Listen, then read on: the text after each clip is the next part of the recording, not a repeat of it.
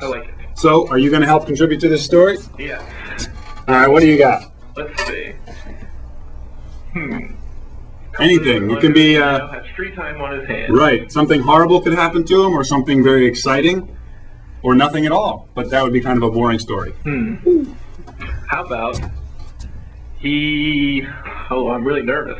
Oh, don't worry about it.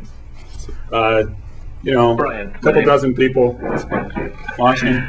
Okay, he now has free time on his hands. Yes. As soon as the clock hit 3 o'clock, how about this? Yeah, we don't want to say clock twice in the same sentence. You're correct. As soon as the clock hit 3, Dave tore off his tie and headed for his car. Are you talking about on his last day of work? Yes.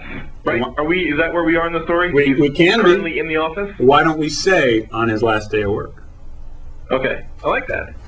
That helps us set it. So that we'll helps lose us the 3 o'clock thing. Okay. So we need to do the 3 o'clock. No, we can. Okay. At 3 o'clock on his final day of work. I like that. Okay. Where are we going from there? His car. Okay. Oh, you mean literally? In the I meant the sentence. Yeah. At 3 o'clock on his last day of work, Dave loosened his tie.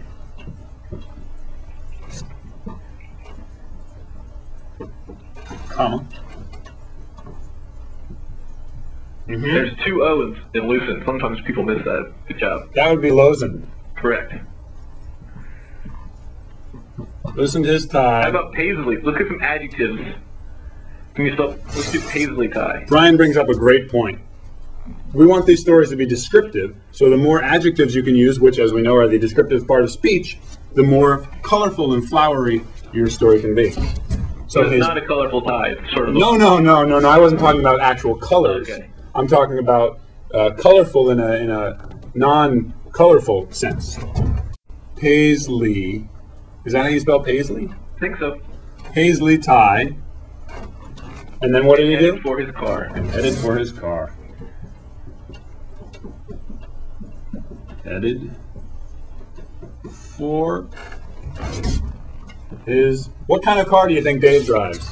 I think he drives a Volvo. Ooh.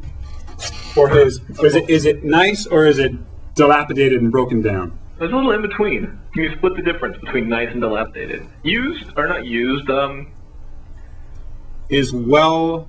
worn? Well worn. Perfect. Way to go, Brian. Thanks, Steve. Is well worn. I think it's hyphenated. Yes, I was going to say, I believe you hyphenate that. Volvo. Excellent. So now we know Dave has loosened his tie, which is, we kind of associate with the action of, all right, I'm getting out of here. And he's walking to his car. Where is he going? We don't know. The next caller is going to tell us. Thanks, Brian. Thank you, Steve. Bye. Bye-bye. All right, so we're getting a really exciting story here because all of a sudden we find out Dave doesn't have a job. Hasn't been without a job for years. Now all of a sudden he's got free time. What's he going to do? Our next caller is going to tell us. Hello, you're on the air. Hello? Hello. Hi. Hi. You're on with Mr. Steve. Hey. Hi, Mr. Steve. Hi. I'm Allison. Hi, Allison. How are you? I'm good. How are you doing? I'm good. This is a great show. Thank you very much. We hope so. So, you've been following our... Okay. And I think the next part of the story should be for where he goes. I think he should go home, like in the sense where he grew up. Oh, like a hometown boy comes home. Makes good. Yeah. So. Well, it doesn't make good because he's out of a job. Right. So. Okay. But I understand what you're saying. He decides because he's got this free time now, he might as well go back to his roots. Yeah, that's what I'm trying to say. Okay. So how can we formulate that into a sentence? Can I just say that he decided, Dave decided he missed his family and wanted to go home to Omaha. Okay. I don't think we need to say Dave again because we've said it in every sentence and he's the only character in our story right now.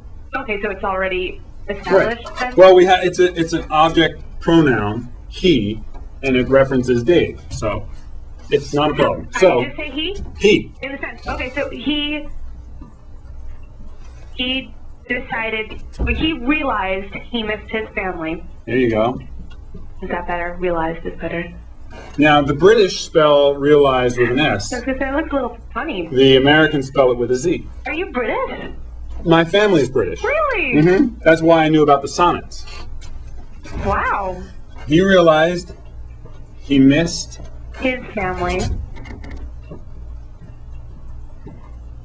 And so he got on a plane. I miss my family sometimes, but then I reload for another shot.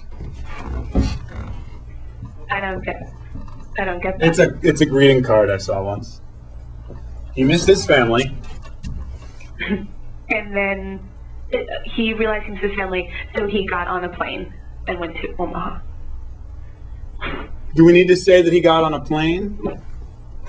Do we know where he is? He could have been in the next town from Omaha.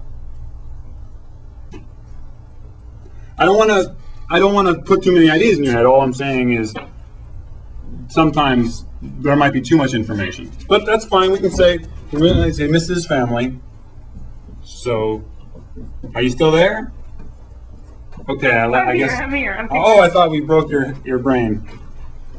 So he got on a plane. On a plane. And he went to Omaha. And went. We don't need to say he again because we said he. Oh, we can just say and went to Omaha? Mm-hmm. Okay. To Omaha. Omaha. Omaha. Yeah. That's not a problem. Great. Thank you, Aaron. No, Allison. Allison. I'm sorry, all these women call me. It's a very tough life. Popular, Steve. It's tough having your own TV show, I'll tell you that. It's a great show. Thanks, bye-bye. Thanks. Okay, so now we have the rising action. That's the part of the story where our character or our main plot point begins the journey of the main part of the story. This is called the inciting action. When he loses his job, that's what gets Dave in motion. Okay? The rising action is when Dave decides to do something and starts on that journey. At some point, we're going to reach the climax of the story. Hopefully in the next 6 inches.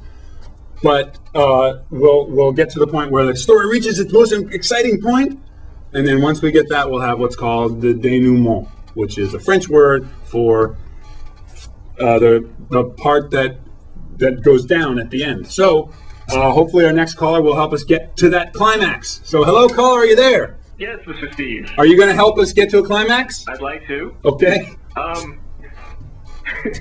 But I do also want to help with the fact of you don't have much space left. So That's I'll true. give you a shorter sentence. Oh, what's your name? I'm sorry, caller. Cliff. Oh, yeah, thanks for being considerate of our space considerations, Cliff. No problem. What have you got? And I thought this is real simple, but I thought it might be fun to do a little a mislead. Oh. Because in the previous sentence we established that we're going to Omaha. That's right. That's of course the capital of Nebraska. There you go. But I think this is where we take the reader on a little.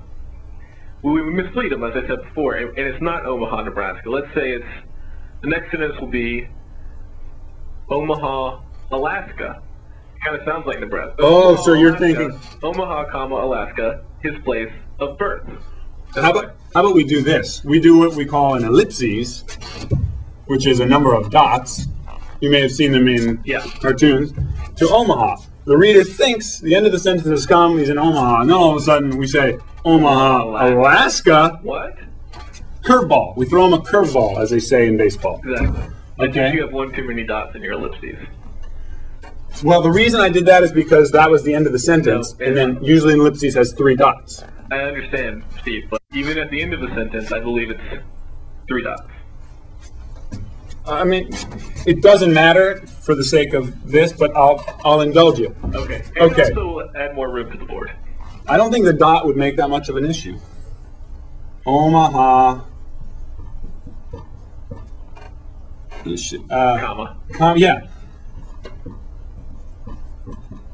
Omaha, Alaska! Exclamation point. Well, actually, the full sentence was Omaha, Alaska, his place of birth. So you might want to throw another. Do you think that's what we should do, or do you think we should make 2 sentences? I don't want to break any rules and have 2 sentences on the board. That's the thing about writing a short story, is that there are basic rules, but you can break them. Especially here. Let's break them, Steve. Let's break them. What do you want to do?